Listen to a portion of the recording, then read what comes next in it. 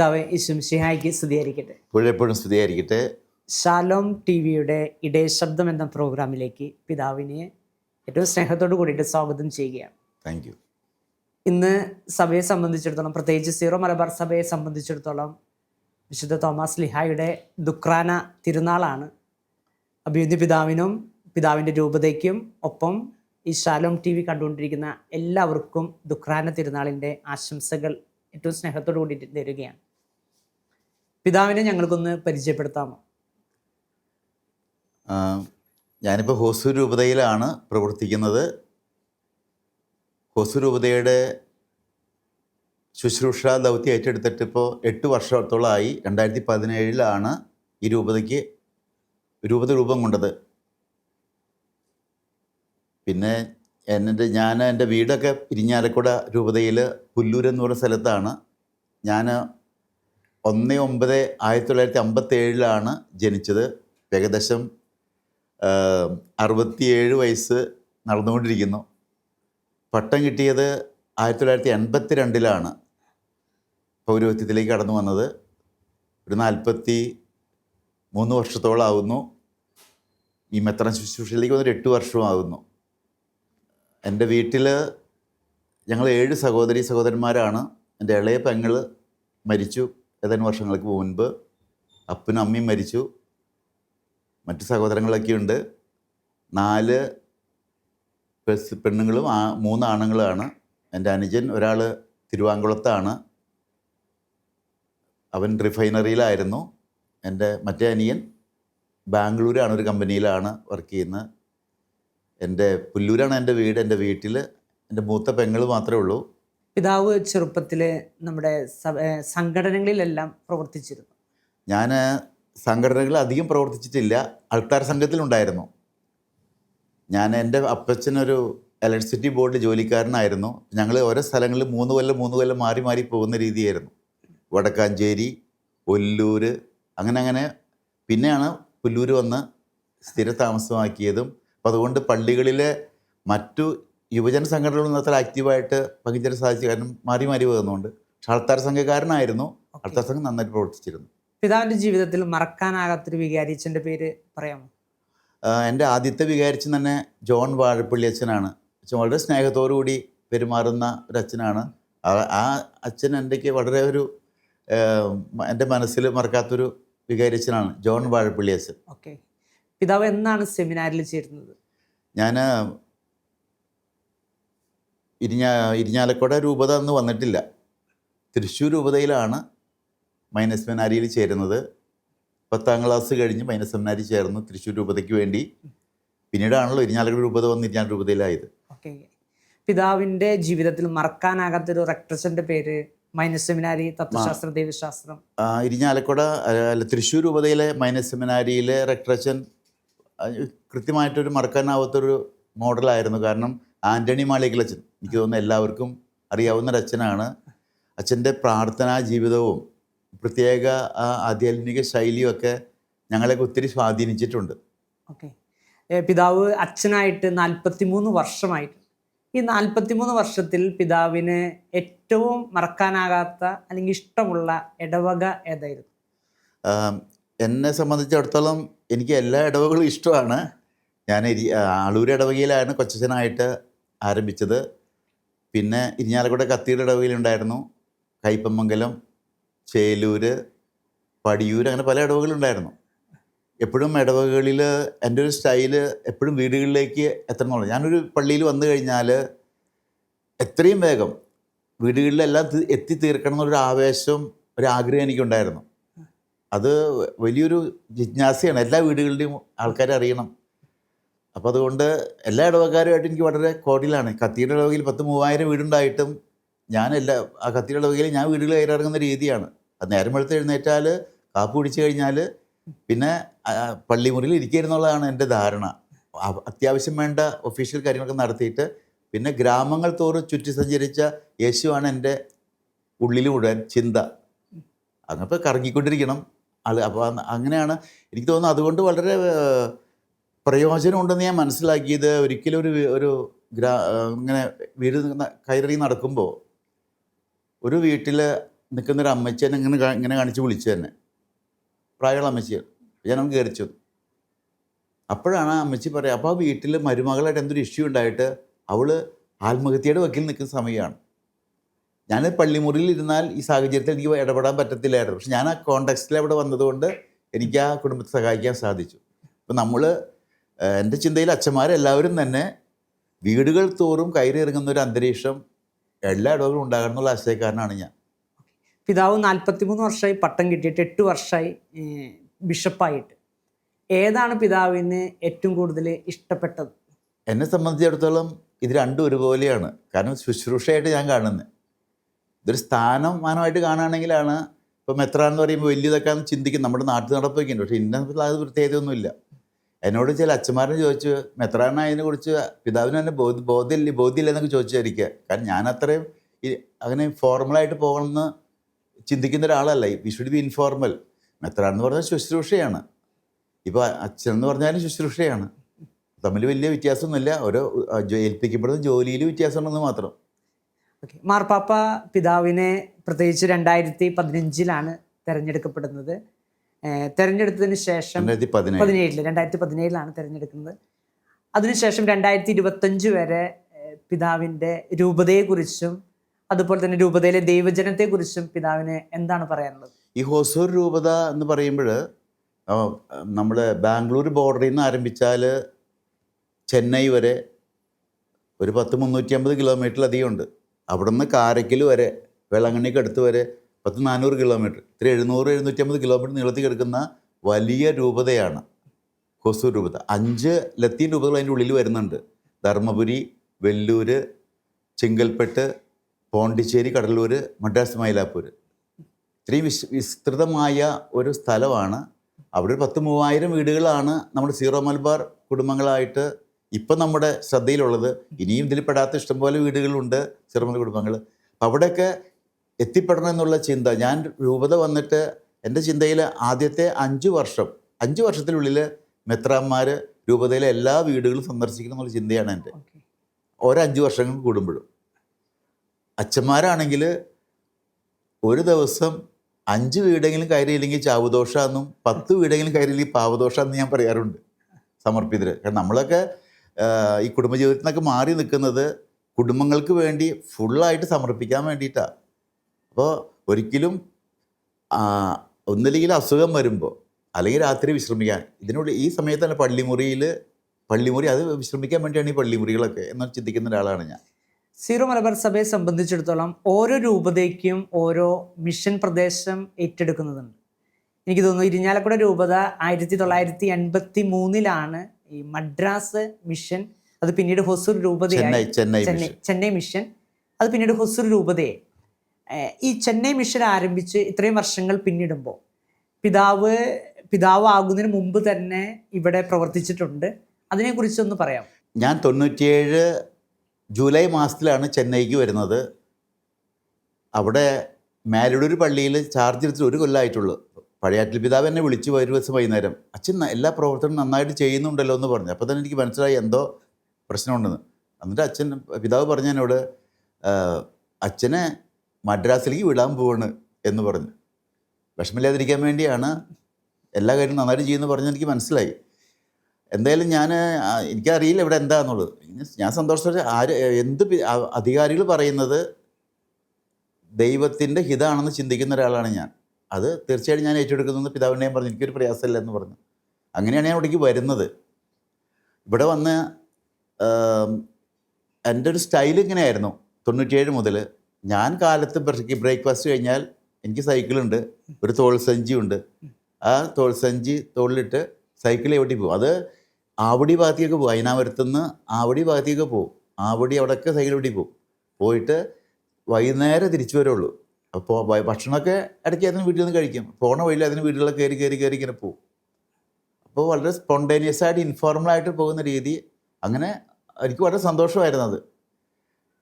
അങ്ങനെയാണ് ഈ ആ കുടുംബങ്ങളെ കണ്ടെത്തുക. അപ്പോൾ എനിക്കറിയാം ഇവിടെയുള്ള അച്ഛന്മാരാണെങ്കിലും ഈ ഇരിഞ്ഞാലക്കുട രൂപത ഈ ചെന്നൈ മിഷൻ ഏറ്റെടുത്തിട്ട് 83 മുതൽ വളരെയേറെ കഷ്ടപ്പെട്ടിട്ടാണ് ഈ ഇടവകളൊക്കെ ഉണ്ടായെന്ന് എനിക്കറിയാം. എനിക്ക് എൻ്റെ ബാക്ക്ഗ്രൗണ്ട് കൃത്യം അറിയാം.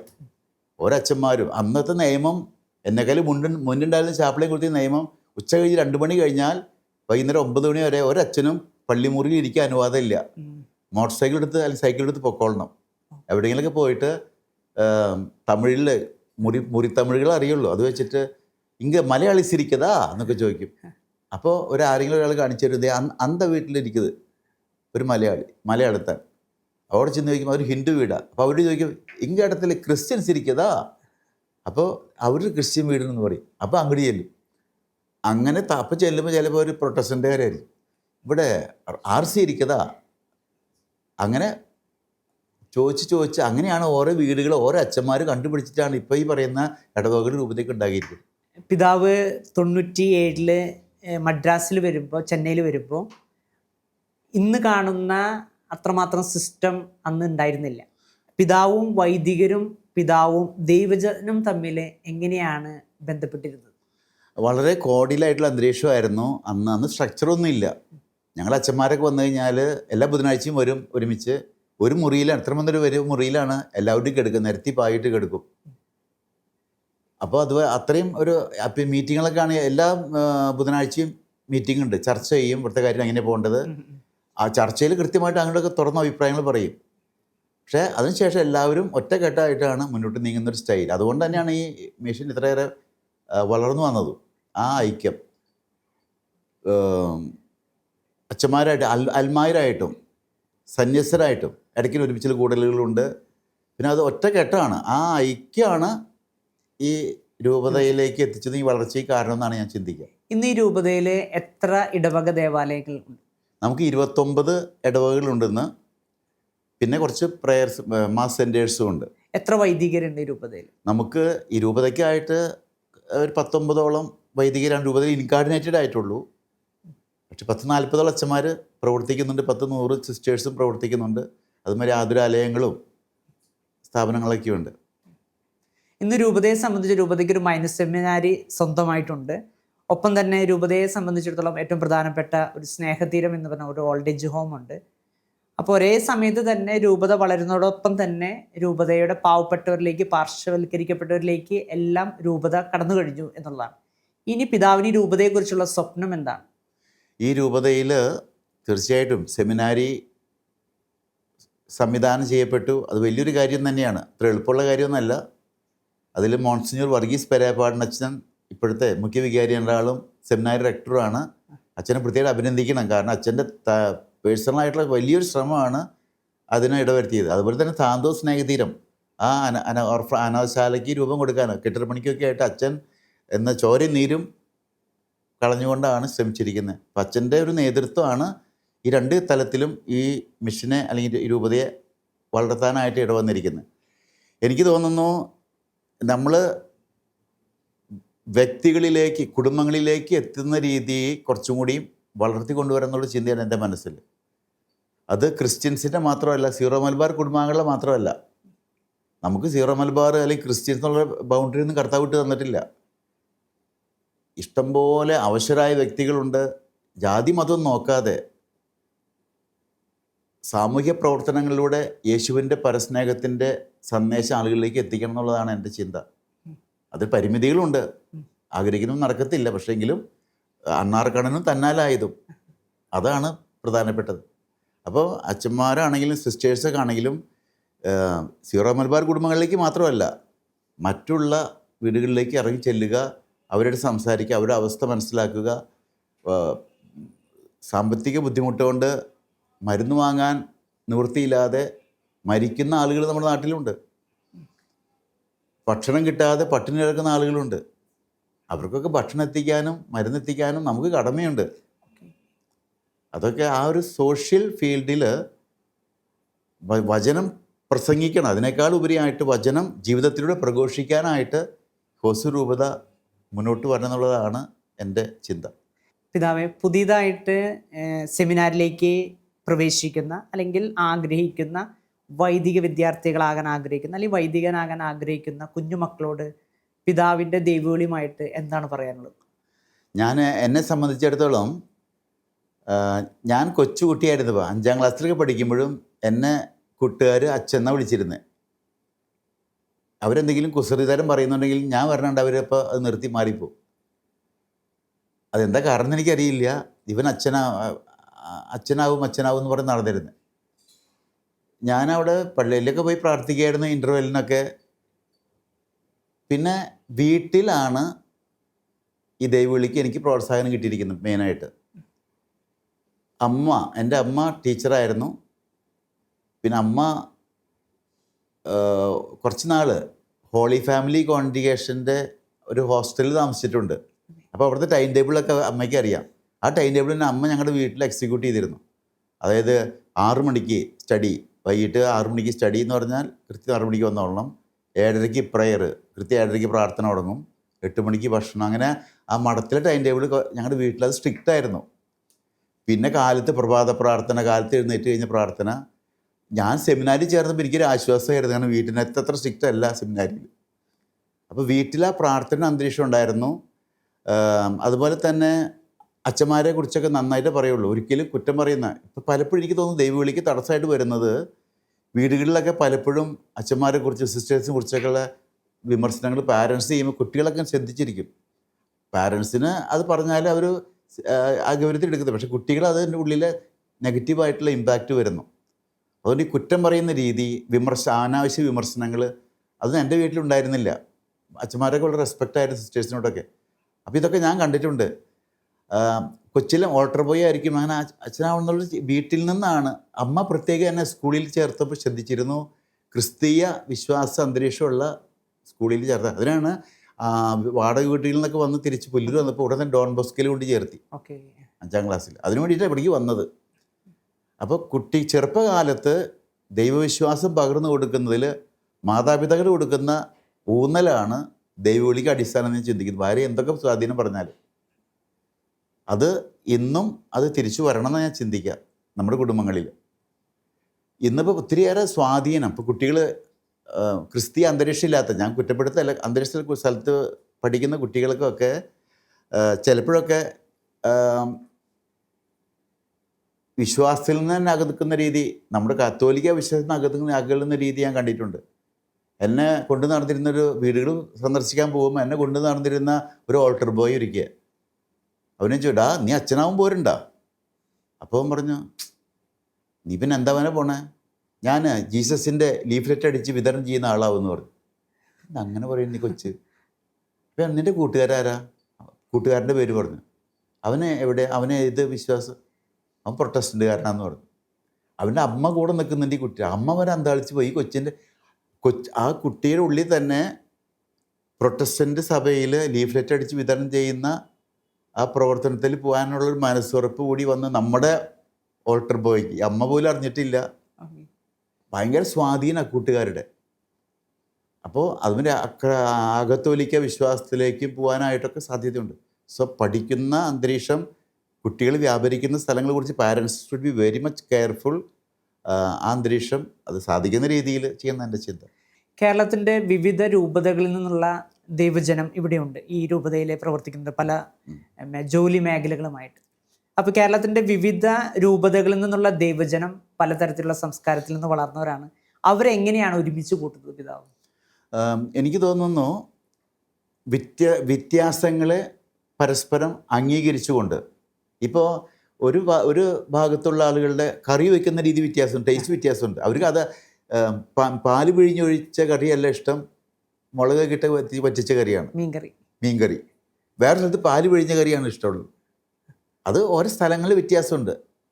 പാല് പിഴിഞ്ഞ കറി നല്ലതാണ്, മുളകിട്ട കറി നല്ലതാണ്. എല്ലാം അംഗീകരിക്കുക, പരസ്പരം അംഗീകരിക്കാൻ തയ്യാറുണ്ടെങ്കിൽ തന്നെ പ്രശ്നങ്ങളില്ല, ധാരണയിൽ പോകാമെന്ന് എനിക്ക് തോന്നുന്നത്. എല്ലാവരും എൻ്റെ പോലെ ആവണമെന്ന് ഞാൻ പറയേണ്ട കാര്യമില്ല. സിറോ മലബാർ സഭയെ സംബന്ധിച്ചിടത്തോളം അഭിവന്യ മാർ ജെയിംസ് പഴയറ്റൽ പിതാവിനെ ഓർക്കുന്നത് പ്രാർത്ഥനയുടെ പിതാവ് എന്നുള്ളതാണ്. ഈശോയുടെ തിരുഹൃദയത്തിന് ഇഷ്ടമുള്ളൊരു പിതാവാണ് മാർ ജെയിംസ് പഴയറ്റൽ പിതാവ്. എനിക്ക് തോന്നുന്നു അഭിവന്യ സെബാസ്റ്റ്യൻ പിതാവ് തോമാസ് ലിഹായോട് പ്രാർത്ഥിക്കുന്ന ഒരു പിതാവാണ്. എല്ലാ ചൊവ്വാഴ്ചകളിലും തോമാസ് ലിഹായുടെ കബറിടത്തിൽ പോയി കുറച്ച് സമയം രാവിലെ മുതൽ ഉച്ചവരെ പ്രാർത്ഥിക്കുന്നത് കേട്ടിട്ടുണ്ട്. അതിനെക്കുറിച്ചൊന്ന് പറയാം. അത് ഞാൻ ഇപ്പോൾ കുറച്ച് നാൾ ഫോളോ ചെയ്യാൻ പറ്റുന്നില്ല. കാരണം ഇപ്പോൾ ഒരു 1.5 വർഷത്തോളമായിട്ട് മൈലാപ്പൂർ തോമാസ് ലിയുടെ കബറിടം ചെയ്യുന്ന സ്ഥലത്ത് നമ്മുടെ സീറോ മലബാർ സഭയ്ക്ക് ഒരു സംവിധാനം ഉണ്ടാക്കാനായിട്ട് കേരളത്തിലേക്കുള്ള യാത്ര ചെയ്തുകൊണ്ട് അത് പ്രായോഗികമായിട്ട് നടക്കുന്നില്ല.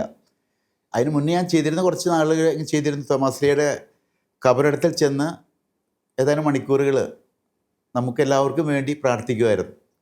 അതൊരു വലിയ ശക്തിയായിട്ട് ഞാൻ നോക്കി കാണുന്നുണ്ട്. അങ്ങനെ ചെയ്യുന്നുള്ളതാണ് എൻ്റെ ചിന്ത. തന്നെയല്ല, എല്ലാ ദിവസവും തന്നെ 1 മണിക്കൂറെങ്കിലും പ്രാർത്ഥിച്ചാൽ, കർത്താവിൻ്റെ സന്നിധിയിൽ ഇരുന്നാൽ കാര്യങ്ങളൊക്കെ കർത്താവ് നടത്തി നമുക്ക് എളുപ്പമായി. ചുമ്മാ അവിടെ ഇരുന്ന് കൊടുത്താൽ പോരെ 1 മണിക്കൂർ.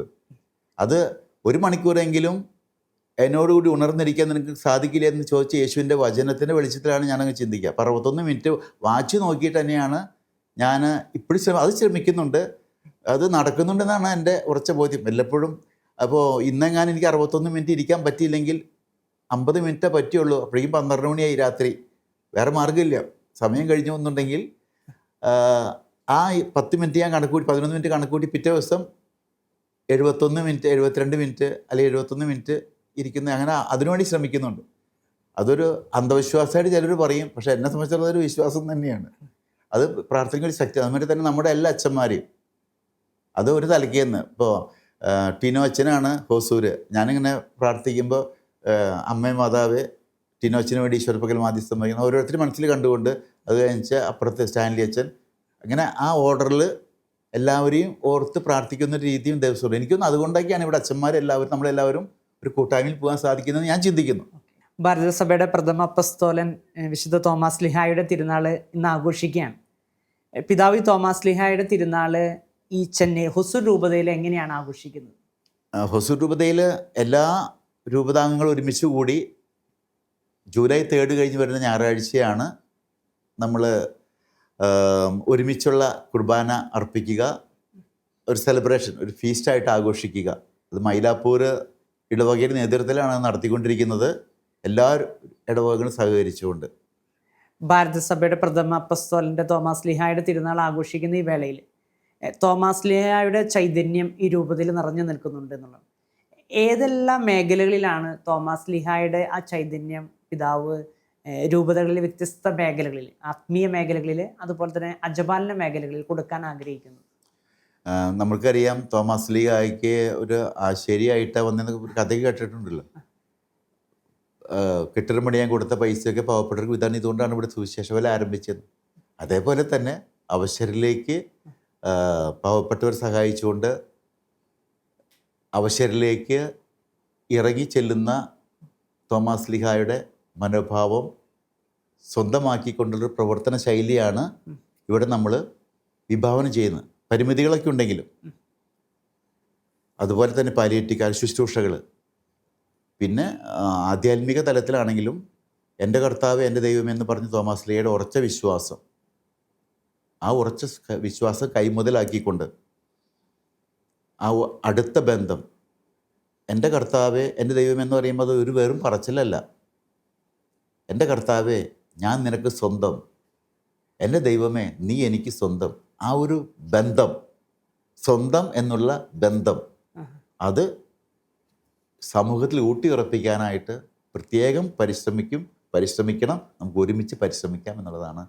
ഈ ദുഃഖാന തിരുനാൾ മറ്റു രൂപതകളിൽ നിന്ന് വ്യത്യസ്തമായിട്ട് എന്തുകൊണ്ടാണ് ഇടവകളിൽ ആഘോഷിക്കാതെ രൂപത ഒരുമിച്ച് ആഘോഷിക്കാൻ കാരണം? ഇവിടെ തോമാസ് ലിഹായുടെ കബറിടം സ്ഥിതി ചെയ്യുന്ന സ്ഥലം മൈലാപ്പൂരാണുള്ളത്. അത് നമ്മുടെ രൂപത അതിർത്തിക്കുള്ളിലാണ്. ഈ ഒരു പ്രത്യേക ഒക്കേഷനിൽ നമ്മൾ ജൂലൈ 3-ാം തീയതി എല്ലാവരും അച്ഛന്മാരും സിസ്റ്റേഴ്സും ഒരുമിച്ച് തോമാസ് ലിഹ രക്തസാക്ഷിത്വം വരിച്ച സ്ഥലത്ത് സെൻറ് തോമസ് മൗണ്ടിൽ നമ്മൾ ഒരുമിച്ച് കൂടി കുർബാന അർപ്പിക്കുകയും ഒരു സ്നേഹ സൗഹൃദം പങ്കുവിടുകയും ചെയ്യാറുണ്ട്. പിന്നെ ജൂലൈ 3 കഴിഞ്ഞ് വരുന്ന ഞായറാഴ്ചയാണ് രൂപത മുഴുവൻ, വൈദികരും സമർപ്പിതരും അൽമായരും ചേർന്ന് രൂപത മുഴുവൻ തോമാസ് ലിഹയുടെ കബറിടത്തിനരികിൽ വന്ന് ബലിയർപ്പിച്ചുകൊണ്ട് ഈ തിരുനാളാഘോഷം നടത്തുന്നത്. ഇത് ശാലോം പ്രേക്ഷകർ കാണുമ്പോൾ വിശുദ്ധ തോമാസ് ലിഹായുടെ തിരുനാളിന് എന്താണ് ശാലോം പ്രേക്ഷകരോട് പിതാവിന് പറയാനുള്ളത്? എനിക്ക് തോന്നുന്നു തോമാസ് ലിഹായുടെ ആ യേശുവുമായിട്ടുള്ള ഏറ്റവും എന്തെന്നാ പറയുക, അടുത്ത ബന്ധം, അതായത് ഉത്തിതനായ ഈശോ നീ എൻ്റെ മുമ്പിൽ വന്നില്ലെങ്കിൽ ഞാൻ വിശ്വസിക്കില്ല എന്ന് പറഞ്ഞാൽ നീ വരുന്ന എനിക്ക് ഉറപ്പുണ്ട്. ആ ഒരു ദൃഢമായിട്ടുള്ള വ്യക്തിബന്ധം തോമാസ് ലിഹയ്ക്ക് ഈശോയുണ്ടായിരുന്നത് നമുക്ക് എല്ലാവർക്കും ഉണ്ടാകണമെന്ന് ഞാൻ പറയാം. അതുപോലെ തന്നെ മറ്റൊരു കാര്യം കൂടി ഞാൻ ചിന്തിക്കുക, ഈശോയുടെ മനോഭാവം അവിടെ തോമാസ്ലിയായിട്ടുള്ള ഈ ബന്ധത്തിൽ ഈശോ തോമാസ്ലിയായ്ക്ക് മുമ്പിൽ മുട്ടുമടക്കുന്നുണ്ട്. എന്നിട്ട് തോമാസ്ലിയായി മുട്ടുമടക്കിച്ചു. തോമാസ്ലിയെ പിടിവാശി പിടിപ്പിച്ചു, എന്നാൽ നീ പോടാ പുല്ല എന്ന് പറയല്ലോ ചെയ്ത ഈശോ. എൻ്റെ മുമ്പിൽ പ്രത്യക്ഷപ്പെടാൻ ഞാൻ വിശ്വസിക്കില്ല എന്ന് പറഞ്ഞപ്പോൾ ഈശോ തോമാസ്ലിഹായുടെ പിടിവാശിക്ക് ഒന്ന് കീഴ്വഴങ്ങി കൊടുത്തു. എന്നിട്ട് പ്രത്യക്ഷപ്പെട്ടു. അപ്പോൾ തോമാസ്ലിയെ മുട്ടുകുത്തി എൻ്റെ കർത്താവേ എൻ്റെ ദൈവമേ എന്ന് പറഞ്ഞു. നമ്മൾ ഇപ്പോഴും നടക്കുന്ന ഏത് കുടുംബങ്ങളിലാണെങ്കിലും ഇവിടേക്കാണെങ്കിലും നമ്മൾ കുറച്ചൊരു വിട്ടുവീഴ്ചയ്ക്ക് തയ്യാറായാൽ നമ്മിലേക്ക് മറ്റുള്ളവരെ കൊണ്ടുവരാൻ സാധിക്കുന്നുള്ള ചിന്തയാണ് എനിക്കുള്ളത്. സ്നേഹം നിറഞ്ഞ പിതാവേ, ഈ എപ്പിസോഡ് ഇവിടെ സമയപരിമിതി മൂലം അവസാനിക്കുകയാണ്. നമുക്ക് അടുത്ത എപ്പിസോഡിൽ നമുക്ക് കാണാം. കൂടുതൽ പിതാവിൻ്റെ അനുഭവങ്ങളും പരിചയങ്ങളും രൂപതയെക്കുറിച്ചും അടുത്ത എപ്പിസോഡിൽ കാണുന്നതുവരെ നമുക്ക് പ്രാർത്ഥനയിലായിരിക്കാം. നമുക്ക് ഈ രൂപതയ്ക്ക് വേണ്ടിയിട്ട് പ്രാർത്ഥിക്കാം. യേശുമിശിഹായ്ക്ക് സ്തുതിയായിരിക്കും.